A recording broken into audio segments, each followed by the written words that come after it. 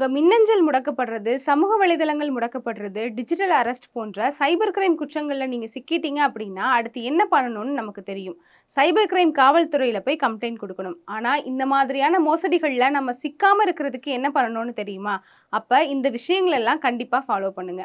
முதல்ல உங்க செல்ஃபோனா இருக்கட்டும், உங்க சமூக வலைதள பக்கங்களா இருக்கட்டும், அதுல நீங்க பயன்படுத்தக்கூடிய பாஸ்வேர்ட் ரொம்பவே ஸ்ட்ராங்கா இருக்கணும். எளிதில கண்டுபிடிக்கக்கூடிய வகையில இருக்கக்கூடிய பாஸ்வேர்டுகள எப்பவுமே உருவாக்கக்கூடாது. அதாவது 1, 2, 3 ஏபிசிடி உங்களுடைய பெயர், உங்க குடும்பத்தில இருக்கிறவங்களுடைய பெயர், டேட் ஆஃப் பர்த் இப்படின்னு ஈஸியா கண்டுபிடிக்கிற மாதிரியான பாஸ்வேர்டுகள உருவாக்கவே கூடாது. ஏன்னா, இந்த பாஸ்வேர்டுகள பயன்படுத்தி தான் அதிக அளவுல மோசடிகள் நடக்குது.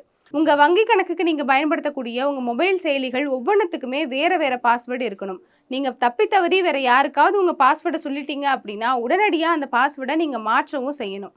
அது மட்டும் இல்லாம லைசென்ஸ் இருக்கக்கூடிய செயலிகள தான் பயன்படுத்தணும். நீங்க ஒரு ஆவணத்தையோ, ஒரு படத்தையோ எத பதிவிறக்கம் பண்ண போனாலும், நம்பகத்தன்மை வாய்ந்த இணையதளத்துல மட்டும் தான் பதிவிறக்கம் பண்ணணும். அது மட்டும் இல்லாம உங்களோட ஆன்டி வைரஸ் சாஃப்ட்வேர எப்பவுமே அப்டேட் பண்ணிக்கிட்டே இருக்கணும். உங்க செல்ஃபோன், கம்ப்யூட்டரையும் நீங்க எப்பவுமே அப்டேட் பண்ணிட்டே இருக்கணும். இதுல முக்கியமான விஷயம் என்ன அப்படின்னா, 2 ஸ்டெப் வெரிஃபிகேஷன்னு சொல்லக்கூடிய அந்த பாதுகாப்பு முறைய நீங்க பயன்படுத்தணும். அதுல உங்க மின்னஞ்சலா இருந்தாலும் சரி, WhatsApp-ஆ இருந்தாலும் சரி, ஐடி பாஸ்வேர்ட் குடுத்த உடனே ஒரு கோடு உங்க மொபைல் நம்பருக்கு வரும். அது இருந்தா மட்டும் தான் அந்த செயலிய உங்களால திறக்கவே முடியும்.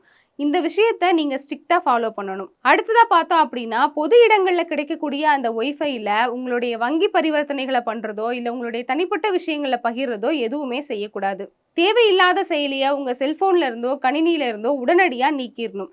டாஸ்க் மேனேஜர்ல போயி தேவையில்லாத செயலி ஏதாவது பயன்பாட்டுல இருக்கா அப்படிங்கிறத அடிக்கடி நீங்க செக் பண்ணிக்கிட்டே இருக்கணும். நீங்க பாஸ்வேர்ட மறந்துட்டா, அத மீட்கக்கூடிய அந்த செயல்முறைக்கு ரொம்பவே ஈஸியான பதில்கள குடுக்கக்கூடாது. அதாவது உங்களுக்கு பிடித்த உணவு எது அப்படின்னு கேட்டிருந்துச்சுன்னா, நீங்க ஈஸியா இருக்கிற மாதிரி தோசையோ, பிரியாணியோ குடுக்கக்கூடாது. மற்றவர்களால கண்டுபிடிக்க முடியாத மாதிரி உங்களுக்கு மட்டுமே தெரிஞ்ச ஒரு சில பதில்கள குடுக்கணும். எப்படி பாஸ்வேர்ட பயன்படுத்தி அதிக அளவுல மோசடி நடக்குது அப்படின்னு நம்ம பார்த்தோமோ, அதே மாதிரி தேவையில்லாத லிங்க்குகள நம்ம கிளிக் பண்றதன் மூலியமா நெறைய மோசடியில மக்கள் போய் சிக்கிக்கிறாங்க. அதனால நம்பகத்தன்மை இல்லாத நம்பர்ல இருந்தோ, இல்ல முகவரியில இருந்தோ உங்களுக்கு ஏதாவது லிங்க் வந்துச்சு அப்படின்னா, நிச்சயமா அத தொடவே கூடாது. வங்கியில இருந்து அழைக்கிறதா சொல்லி உங்ககிட்ட உங்களுடைய ஏடிஎம் கார்டினுடைய நம்பரையோ, இல்ல ஓடிபி நம்பரையோ யாராவது கேட்டா நிச்சயமா குடுக்கவே கூடாது. இப்படி இந்த மாதிரியான விஷயங்கள் எல்லாம் நீங்க ஸ்ட்ரிக்ட்டா ஃபாலோ பண்ணீங்க அப்படின்னா, உங்களாலயும் இந்த இணைய மோசடியில சிக்காம தப்பிச்சுக்க முடியும்.